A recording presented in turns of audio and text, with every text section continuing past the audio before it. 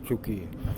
आपसी लड़ाई झगड़ा और षड्यंत्र से जनता को लूटना, बीजेपी से सेटिंग करना, बस ये हो गया। तो आप किस आधार पर उनको राजनीतिक पार्टी? मैं तो जन्मजात ही मैंने कांग्रेस को बीजेपी को वोट नहीं दिया। स्वतंत्र में मेरा पहला वोट पड़ा था, तब जनता पार्टी को दिया था। उसके बाद में 89 में जनता दल को कुछ समय, और उसके बाद में या तो निर्दलीय कोई रहा तो उसको दे दिया, वरना मैंने किसी दूसरी पार्टी को वोट, कांग्रेस और बीजेपी को छोड़कर दूसरी पार्टियों को वोट दिया। कांग्रेस को मैंने दिया भी नहीं है, दोनों पार्टियों को, और जब तक जीऊँगा वोट पड़ेगा मेरा तब तक मैं दूंगा भी। ये सबसे बड़ी बात तो ये है कि किसी आदमी की, दुखी आदमी इनके पास आता है तो ये रात दिन नहीं देखते हैं, जाति सेक्टर नहीं देखते हैं, राजनीतिक पार्टी नहीं देखते हैं, बिल्कुल निरपेक्ष भाव से ये उसकी दुखी आदमी की मदद करते हैं। एक तो ये बात अच्छी लगी, और दूसरी ये बात अच्छी लगी कि इस आदमी ने जो अपनी ज़बान से कह दिया वो कह दिया। चंद्र तरे सूरज तरे, तरे जगत व्यवहार, पर दृढ़ निश्चय हरिश्चंद्र को टरे न सत्य विचार। और इसी बात पर फिदा है साहब। तो भजन लाल जी का तो कुछ है, इनका तो कोई नक्तर ही नहीं मिला। राजस्थान से आग लगी हुई है, अस्पतालों में आग लग रही है, बसों में आग लग रही है, जगह जगह मर्डर हो रहे हैं। पता नहीं यह आदमी मतलब शुभ भी है या नहीं राजस्थान के लिए। हनुमान जी को अगर राजस्थान की जनता ये जिम्मेदारी देती है तो आप निश्चित मानो गरीब, दलित, पिछड़े और अन्याय के शिकार हुए आदमियों को आज़ादी मिल जाएगी।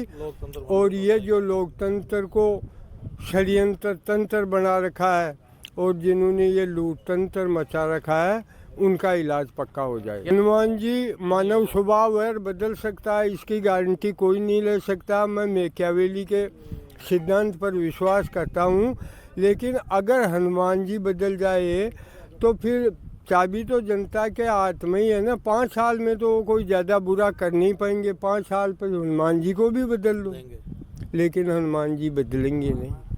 तो हनुमान बेनीवाल एक ऐसा नेता है कि आज राजस्थान के अंदर न्याय का देवता एक ही है। आम आदमी कोई भी सीधा मिल सकता है बिना किसी अप्रोच से, सीधा सीधा एकदम सीधा। अभी मैं 10 साल से जुड़ा हूँ ना, तो मैं भी ऐसे चला गया ना भाई, इन ताऊ जी को लेकर मैंने बोल दिया लो इनसे मिलाने लाया हूँ, तो मेरे को वो सामने डांट दे कि मेरे को जानते नहीं है क्या, आप वाली बीच में क्या दलाली यही है, सीधी बात है। ये मतलब कांग्रेस बीजेपी में ये चीज़ है आपके हिसाब से? कांग्रेस बीजेपी तो भाई साहब फूटों भरी है, पूछो ही मत ही। एक सापनाथ है, एक नागनाथ है। दिन में दिशा दिखे अलग बात, मुंबई वाली बात है, दिन का भैया रात का सैया जगी बात है। दिन में जनता रसामी अलग है, और जनता लड़ा के कांग्रेस बीजेपी आतन हगड़ा एक बिस्तर में हाथ रहे हुए। और बता दो नहीं तो आपको सबूत ला के पेश करते हैं। और तो बताइए आगे लागे पंचायती राज चुनाव में आरएलपी पार्टी को वोट बैंक बटेलो वजूद जरूर। और आज पंचायती राज चुनाव में पता लग जाएगा कि 2028 मिशन सफल होगा नहीं होगा। इससे तो मैं तो सबसे यही निवेदन करना चाहता हूँ राजस्थान के सभी 36 कौम के भाइयों से, आप हनुमान बेनीवाल का, आप हमारे को गांव के कार्यकर्ता को उसके पीछे मत दो, हनुमान बेनीवाल का हाथ मजबूत करो। और कल 29 तारीख अक्टूबर के लिए बीकानेर स्थापना दिवस मना रहे हैं, तो सबसे निवेदन है कि ज़्यादा से ज़्यादा संख्या में पधारना और सब ज़्यादा गाँव पूट या पोच चढ़ान ले रहना है।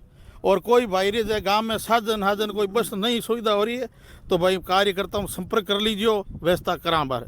अक्सर आप देखा कि आरएलपी पार्टी की जब बात आवे तो बहुत सारे लोग कहेगा आरएलपी पार्टी में केवल युवा लोग आवे, लेकिन अगर देख रहे हैं कि बुजुर्ग भी है, यानी मान सका कि सब लोगों को मिश्रण है, लेकिन बहुत सारे लोग। जी भाई साहब, जिस आरएलपी को स्थापना करी 7 साल पहले, उसी दिन से मैं जानता हूँ, आरसी में बिजनेस करता हूँ, पूरे नेटवर्क मेरा पूरे हिंदुस्तान में। तो आज पूरी पार्टियाँ एक दूसरे से वो मिलजुल के काम करती है। जैसे किसान का टोकन है वगैरह है, कुछ भी है, उसमें कोई सफलता किसान को तो मिलती नहीं है।